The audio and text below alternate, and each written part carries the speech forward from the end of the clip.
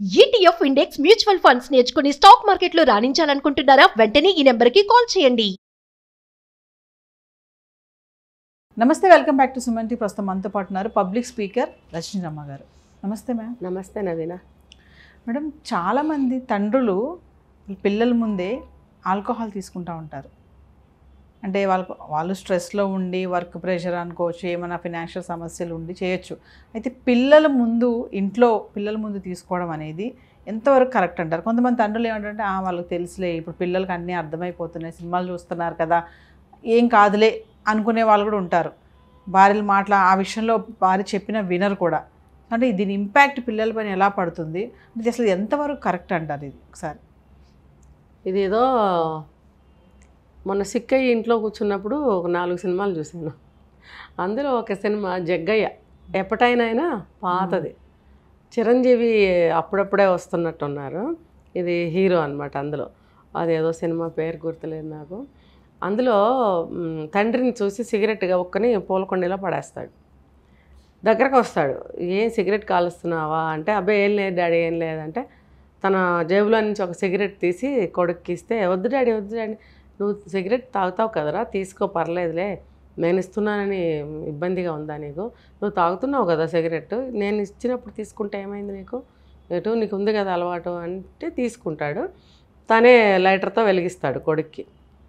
సరే, అబ్బాయి వెళ్ళిపోతాడు అక్కడి నుంచి. పని అతను అడుగుతాడు, ఏంటండి అయ్యగారు, మీరు మీ అబ్బాయికి మీరే సిగరెట్ ఇచ్చి వెలిగించారు, అది మరి తప్పు కదా అంటే, అంటాడు, మీరు ఎంతైతే మనం దాన్ని గట్టిగా పట్టుకుని లాగుతామో, అంటే వద్దు వద్దు అని అంటామో, లేకపోతే పట్టుబడిపోయిన భావం వాళ్ళలో పెరుగుతుందో, అది ఇంకా పెరుగుతుంది తర్వాత. అదే మనమే చేసామనుకో ఫ్రీ అవుతారు, తర్వాత అది ఎక్కువగా వెళ్ళదు. అది ఏదో ఉన్న అలవాటు ఉన్నట్టుగా ఉంటుంది.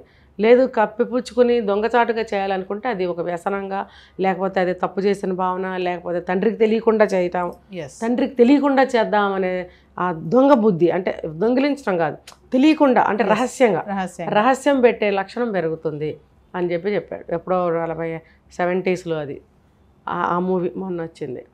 అంటే ఈ భావన అప్పట్లోనే చెప్పారు, కానీ అది ఇప్పుడు చెప్తున్నారు అదే భావన, అది కరెక్టు అని. అయితే ఏంటంటే మీరు ఎంకరేజ్ చేసినా చేయకపోయినా, మీరు చూసి చూడనట్టున్నా డైరెక్ట్గా చూసినా ఏమైనా సరే ఇప్పుడు సమానంగానే వాళ్ళకి అభయాలు ఇప్పుడు ఏమీ లేవు. ఇప్పుడు ఆ కారణాన్ని చెప్పడానికి లేదు ఇక్కడ. ఇప్పుడు ఏంటంటే నాకుంది అలవాటు, నాన్నకు లేకపోయినా, అంటే ఇది నాకు ఇష్టమైంది నేను చేస్తాను. మనం అనుకున్నాం కదా, నా ఇష్టం వచ్చేట్టు ఉంటాను, నువ్వెవరు అడగటానికి. తండ్రిని కూడా అదే మాట మాట్లాడుతున్నారు, నాకు ఇష్టమైంది. ఇప్పుడు సైకాలజిస్టులు ఏం చెప్తున్నారు, చాలామంది వాళ్ళకి ఇష్టమైన కూరనే తిననివ్వండి, వాళ్ళకి ఇష్టమైన పనినే చేయనివ్వండి, వాళ్ళకి ఇష్టమైన మార్గంలో వెళ్ళనివ్వండి అని అంటే, అది తప్పైనప్పుడు తల్లిదండ్రులు వెనక అడుగుతారు కదా. ఇప్పుడు ఓకే, మనం ఒక రోజే కదా, ఒక నెలే కదా అయ్యింది, ఒక సంవత్సరం నుంచే కదా అని సరిపెట్టుకుంటూ పోతే అది ఒక పెద్ద వ్యసనంగా తయారవ్వచ్చు. చివరికి అది అడిక్ట్ అయిపోవచ్చు, ఎందులోకైనా దిగచ్చు అది కదా. అలాంటప్పుడు దాన్ని ఎలా మనం తీసుకోగలము? అయితే ఇది ప్రతి ఒక్కళ్ళు కూడా ఆలోచించాల్సింది ఏంటంటే, అది ఎంతవరకు. ఇప్పుడు అమ్మాయిలు కూడా కామన్గా, అమ్మాయిల తల్లులు కూడా, ఇంకా చెప్పాలంటే మీరు ఇందాక అన్నట్టు పిల్లల ముందే తల్లిదండ్రులు తాగుతున్నారు, తల్లిదండ్రులు పిల్లలు బంధువులు అందరూ కలిసి డాన్సులు చేస్తున్నారు ఏదన్నా ఒక అకేషన్లో. అది వన్ ఆఫ్ ద రీజన్ వచ్చేసి వాళ్ళ కల్చర్ అట. వాళ్ళ ఫ్యామిలీస్లో తరతరాల నుంచి వాళ్ళకు ఉన్నది ఆ కల్చర్.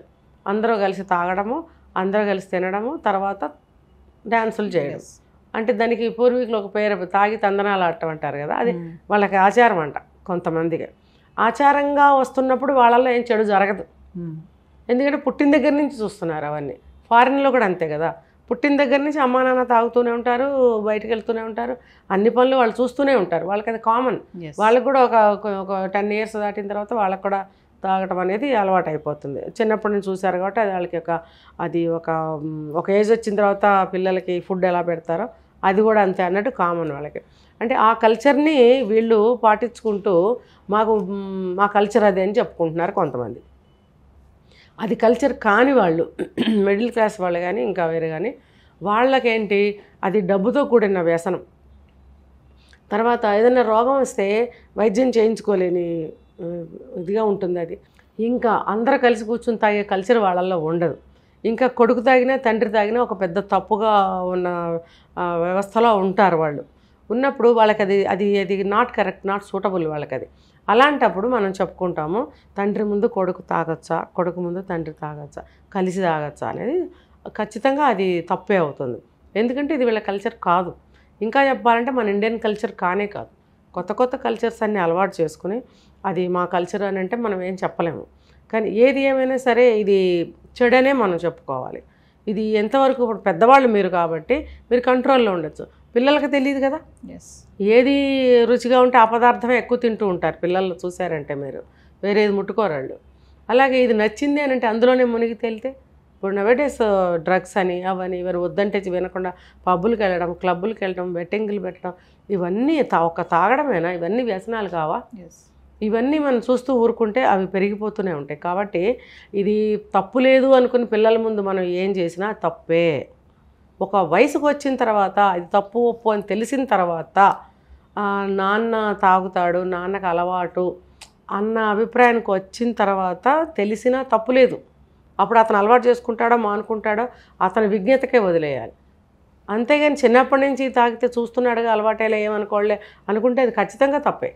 అదొకటే కాదు, పిల్లల ముందు తల్లిదండ్రులు ఒక బెడ్రూమ్లో బెడ్ షేర్ చేసుకున్నా కూడా తప్పే. పిల్లలు లేని సమయంలో చూసుకోవాలి. పిల్లల కంట్లో అలాంటి సీన్లు ఏమీ పడకూడదు అసలు.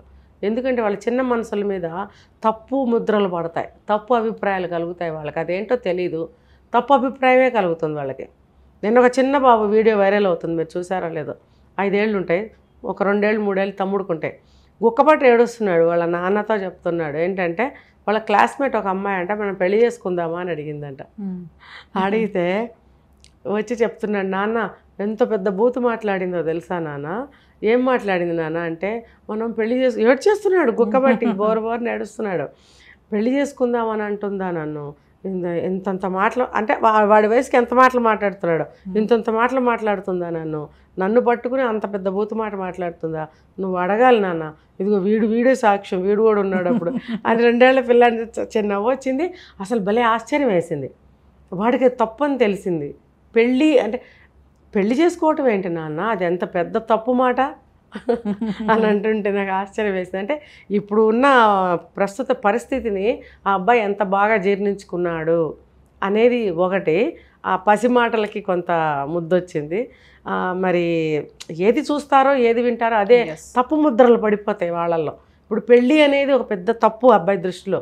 5 ఏళ్ల పిల్లవాడు వాడి జీవితంలో మరి పెళ్లి చేసుకుంటాడో లేదో ఇప్పుడే ఆ ముద్రలు పడిపోయాయి. నువ్వు ఇప్పుడు వెళ్ళి అడుగుతావా లేదా, మా అబ్బాయిని పెళ్లి చేసుకుంటావని ఎందుకు అడిగావు, అడుగుతావా లేదా అమ్మాయిని? అది కూడా ఇంతే ఉంది, అడగాలంట. అంటే ఏదైనా సరే తప్పు ముద్రలు పడిపోతాయి చిన్నప్పుడు. కాబట్టి పిల్లల ముందు మాటలు కానీ చేష్టలు కానీ చేయకూడదు. లేదంటే ఆ పర్యవసనాలు మనమే భరించాలి రేపొద్దున. ఇప్పుడు అది మన పెంపకం కిందకే వస్తుంది కాబట్టి అలా చూస్తూ ఊరుకుంటే రేపు అది వాళ్ళకి శాపమే అవుతుంది, మనకు కూడా శాపమే. అది వాళ్ళు చెడిపోతే వాళ్ళకి ఇద్దరికి శాపమే, వాళ్ళు బాగుపడితే వాళ్ళకి ఇద్దరికి వరమే.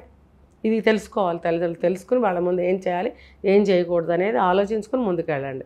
రిఫర్గేషన్స్ వాళ్ళే ఫేస్ చేయాలి. Thank you.